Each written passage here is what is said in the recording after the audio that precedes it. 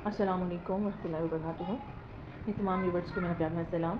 आज की मेरे इस टॉपिक में मैं आपको बताऊंगी कि किस तरह हम अपने डिज़ायर्स तक अपने वाइब्रेशन पहुंचा सकते हैं। देखिए, जैसा कि आपको मालूम है कि कायनात की हर चीज़ वाइब्रेट कर रही है और इस वाइब्रेशन से उस चीज़ की फ्रिक्वेंसी जुड़ी हुई है।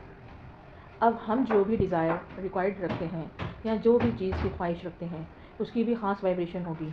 अब हम वहाँ तक जब पहुँच जाते हैं तो हमें वो विश हासिल हो जाती है।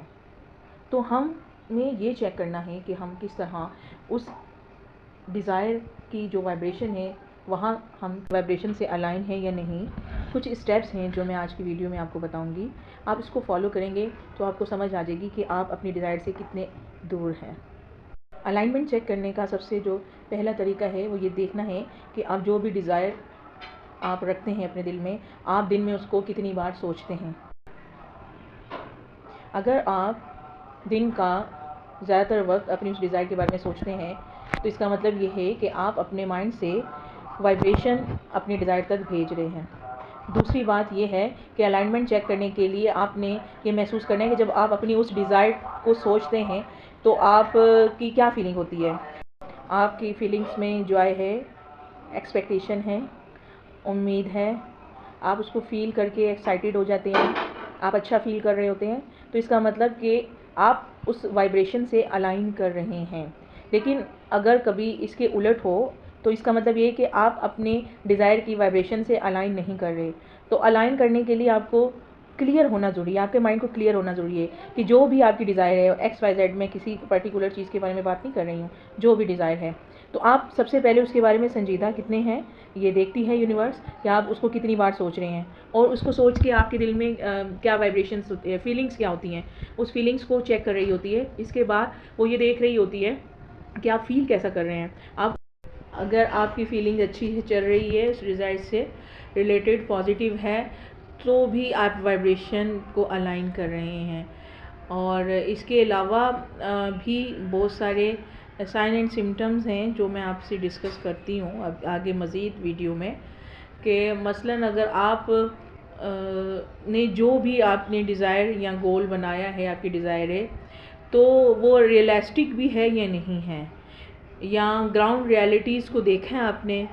कि मसलन मैं आपको एग्ज़ाम्पल लेती हूँ कि फिर अगर आप एक कार परचेज़ करना चाहते हैं, आपकी डिज़ायर है और उसकी कीमत है 20 लाख रुपए और अभी आप कमा रहे हैं 1 लाख रुपए, तो ज़ाहिर है आपको उसकी प्लानिंग करनी होगी कि 20 लाख के लिए आपको, आप ज़ाहिर है 1 लाख रुपए कमा रहे हैं और उसमें से ज़ाहिर खर्च करके अगर आपके पास 15 से 20 हज़ार बच रहे हैं तो इसकी आपने इसको कैसे एडजस्ट करना है, इसकी क्या प्लानिंग करनी है कि आप 20 लाख रुपए हासिल।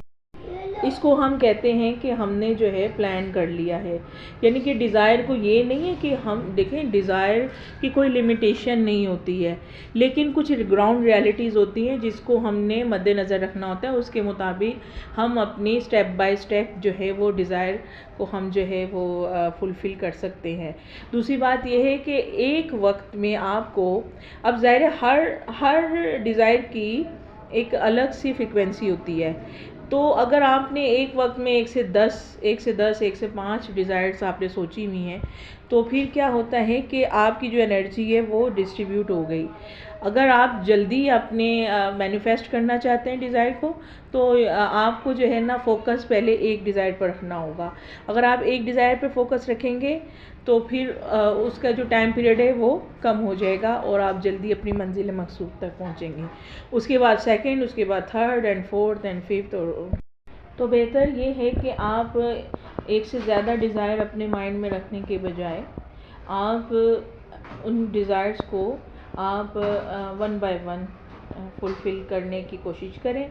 और बल्कि रूल ही यही है, आपकी जो भी एनर्जी है वो मुकम्मल तौर पर एक मकसद को हासिल करने के लिए अगर आप सर्व करेंगे तो वो मकसद जल्दी हासिल होगा। फिर सेकंड, थर्ड, फोर्थ, तो इसको आप अलाइन कर लें, एक पेज के ऊपर लिख लें। एक पेज पे लिखना बहुत ज़रूरी है।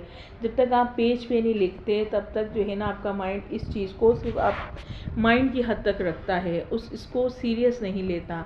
इसलिए जो भी आप ज़िंदगी में मकसद बनाएं उसको लिखना ज़रूरी है। उसका टाइम लिखना ज़रूरी है और उस टाइम को चंक्स बनाना ज़रूरी है कि ये अगर मसलन जो मैंने एग्जांपल दी है कि अगर आप गाड़ी हासिल करना चाहते हैं 20 लाख रुपए की ज़रूरत है तो आप महीने का कितने पैसे आप जो है वो साइड